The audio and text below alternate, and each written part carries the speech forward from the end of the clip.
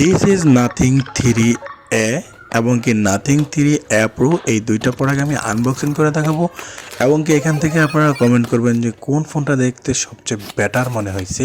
তো প্রথমে আমরা আনবক্সিং করতেছি নাথিং থ্রি এ প্রো, যেটা দেখতে অনেকটাই ইউনিক এবং কি অন্যান্য ফোনের চাইতে অনেক ইউনিক করার চিন্তাভাবনা সবসময় নাথিংয়ের থাকে। তো নাথিং এখানে তিনটেই 50 মেগাপিক্সেলের ক্যামেরা ইউজ করা হচ্ছে, একটা হচ্ছে প্রক্সিমিটি সেন্সর আর দুইটা হচ্ছে 15 মেগা করে ক্যামেরা। তো এখানে হচ্ছে নাথিং থ্রি এ। তো নাথিং থ্রি এটা দেখতে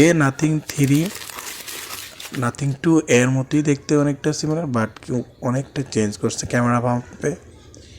এবং কি নাথিংয়ের কোন ফোনটা আপনাকে দেখতে সবচেয়ে বেটার সুন্দর লাগে, এই জিনিসটা আপনি অবশ্যই কমেন্ট করে জানাবেন।